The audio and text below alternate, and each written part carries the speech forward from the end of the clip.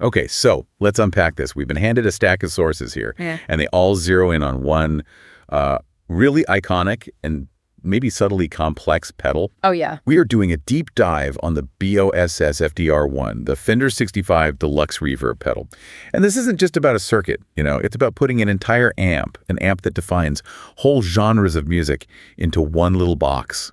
That is the perfect way to frame it. I mean, the 65 Deluxe Reverb, that's like bedrock territory for guitar tone. It's the sound of Fender sparkle, that perfect bluesy breakup, and that gorgeous watery tremolo. And the FDR1, which came out, back in 2007? 2007, yeah. It was basically BOSS's mission statement. They wanted to capture that entire voice, not just the preamp, but the power tubes, the spring reverb, the tremolo, everything. And this is the crucial part. It wasn't some fan-made clone. This was one of BOSS's very rare official collaborations with Fender. It was this one. And the FBM1, the Bassman model. Right? That's it. And that Fender stamp of approval, that tells you everything you need to know about the ambition here. It was sky high. So they weren't just modeling a distortion pedal or some EQ curve. No, not at all. The unique goal here was to get the whole dynamic environment of that 65 Blackface Deluxe.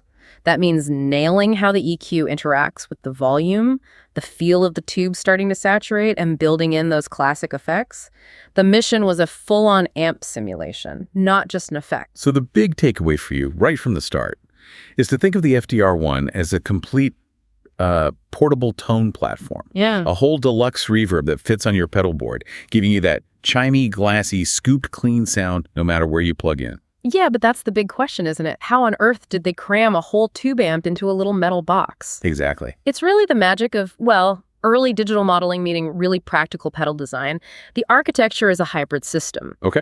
At its core, you've got Roland's COSM engine. And for anyone out there listening, COSM stands for Composite Object Sound Modeling. Right. It's the proprietary BOSS and Roland tech that tries to virtually recreate the physical stuff of an amp or an instrument, not just use a static recording of it. So it's not a snapshot. It's an attempt to model the actual physics of the amp. Precisely. They're modeling the specific physics of that 65 Deluxe.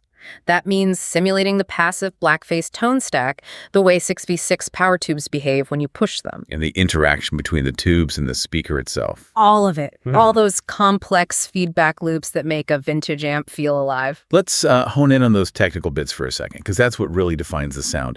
You mentioned 6v6 tubes. Why is that specific tube so important to the Deluxe Reverb sound, and how did BOSS even try to replicate it? That's a great question. So the 6v6 is a lower wattage tube than, say, the 6L6 you'd find in a bigger amp like a twin reverb. Okay. And that means two things. First, the amp compresses and, breaks up much quicker at lower volumes. Second, the character of that breakup is softer, it's warmer, creamier, it's not as sharp or aggressive as a 6L6. And the CSM engine maps that response. It maps that dynamic response. So the pedal feels touch sensitive. It reacts when you dig in with your pick, just like the real amp would. And the Blackface EQ, that's where the famous scooped mids come from, which is such a Fender signature. Yes. The tone stack on a Blackface Fender is passive. It's not active.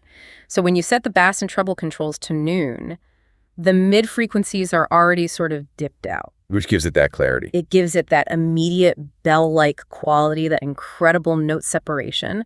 And the FDR1 models that interaction. So when you turn the bass and treble knobs, the mid-range shifts around realistically, just like on the amp. I just find it fascinating that the pedal's design, the physical layout, reflects that complexity. The knobs aren't just tone or drive. No, they mirror the front panel of the amp. Level, gain, bass, treble, reverb, and then those two separate controls for the tremolo depth and rate. What did that signal to you? It signaled confidence, a commitment to being faithful to the original. They were basically saying, if you know how to dial in a deluxe reverb, you already know how to use this pedal.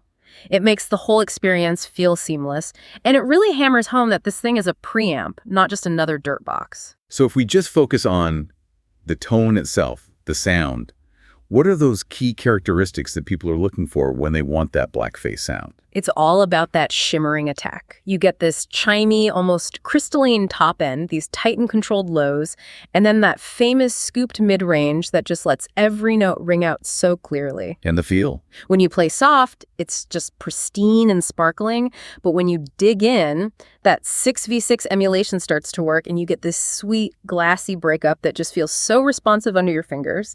That responsiveness is the whole point. It's not a static sound. Here's where it gets really interesting, because that that responsiveness means the pedal basically acts like a totally different tool depending on how you set it. An amp modeler has to replicate that whole dynamic range, and the FDR1's gain stages are where you find its real utility. Exactly. You can really break down that gain knob into like 3 essential zones, and you kind of have to understand them to get the most out of the pedal. Okay, let's start with the cleans. What's happening in that low gain range? So when you're running at low gain, let's say from 0 up to about 25%, you're getting pure blackface clean tones. The classic sound. A classic sound. Shimmering, high headroom. It's perfect if you're stacking other drive pedals into it, or if you're using it purely as a portable preamp. This is the mode where you'd run it into a neutral speaker system, something like an FR/FR cabinet. Okay, hang on. Let's define that for anyone listening. What's an FR/FR system, and why does it matter for amp modelers? Right. FR/FR just stands for full range, flat response. So a normal guitar speaker, a Celestion or a Jensen, it has this wild frequency curve. It adds a ton of its own color to the sound. Okay. But when you use an amp modeler like the FDR1, you've already modeled the cabinet and the speaker and the pedal. If you then run that into a colored guitar speaker, you're basically coloring the sound twice. It can get messy. So the FR/FR just gives you what the pedal is putting out with nothing extra added. Exactly. It reproduces the whole frequency spectrum accurately, so the modeled tone comes through just as it was designed to. That makes a ton of sense. Okay, so moving up from those pristine cleans, what about the money spot, the natural breakup? That's the medium gain range. I'd say between 25 and 60% on the dial. Yeah. This is where the pedal gives you the real heart of the Deluxe Reverb, that natural dynamic tube compression. So this is blues territory. Oh, yeah. Prime territory for blues, soul, roots music. It's incredibly touch responsive here. You can literally clean up your tone just by picking softer or by rolling your guitar's volume knob back a little. This is where that 6v6 emulation really shines. And what if we crank it? Push it all the way up into the high gain zone. What kind of saturation are we talking about? So above 60%, all the way to 100, you get the sound of a fully pushed Deluxe. Right. It's got this rich singing dynamic thing going on. Great for vintage solos, 60s rock, slide guitar. But this is a really crucial point. While it's high gain for a Deluxe, it is absolutely not a modern high-gain distortion. A metal pedal? Not a metal pedal at all. It keeps that vintage, compressed, low to mid-gain character. It sounds huge, but it's still articulate. And beyond the drive, you've got the effects, which are just so essential. A Deluxe Reverb is famous for 2 things, right? The reverb and the tremolo. They are critical to its voice, and BAW-SS modeled both of them faithfully. The spring reverb emulation gives you that bright, splashy decay that you just instantly associate with surf rock. And then you've got the optical tremolo. Okay, what's the nuance there? Optical tremolo, why is that specific type so important? Well, the original 65 Deluxe used an optical circuit. It basically uses a little light source that flashes to vary the signal, and the result is what we call amplitude modulation. It's changing the volume. It's modulating the volume of the signal up and down, which creates this really smooth, deep, watery pulse.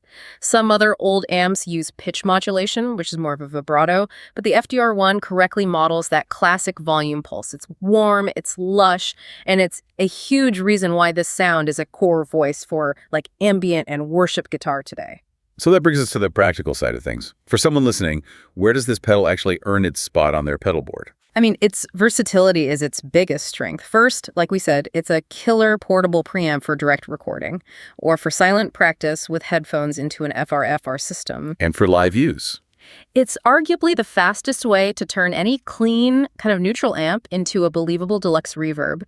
Especially solid-state amps that can sometimes feel a bit lifeless. This just injects all that Fender character instantly. And genre-wise, it's a workhorse. Absolutely. It's the core voice for Americana, surf, indie rock, blues.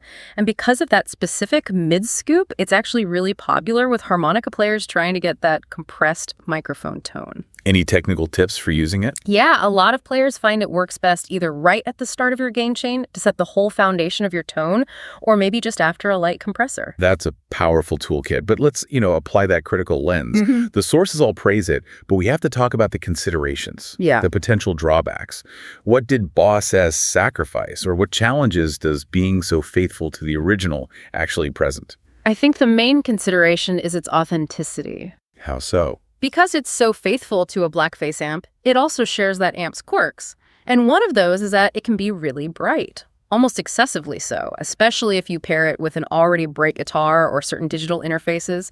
You really have to use that EQ to tame the top end. And what about the Deluxe engine itself? I mean, we're talking about tech that's almost 2 decades old now. Yeah, and that's fair. Compared to the newest generation of digital profilers and high-end analog clones, some players do find that the older COSM modeling can feel a little smooth, maybe a bit compressed. It lacks some of the chaotic, tiny little harmonics that a real all-analog tube circuit spits out. So it's very good, but not perfect. It's extremely good, but technology has definitely marched on since 2007. And also, it really works best going into a clean platform. If you run the FDR1 into an amp that's already breaking up or is really mid-heavy, the results can get kind of muddy. Let's pivot to the history then, because this pedals release, it was a huge deal. 2007 was a totally different world for guitar pedals. Why was this BOSS and Fender team-up so significant? It was way ahead of its time. It really predated the massive amp-in-a-box trend by years.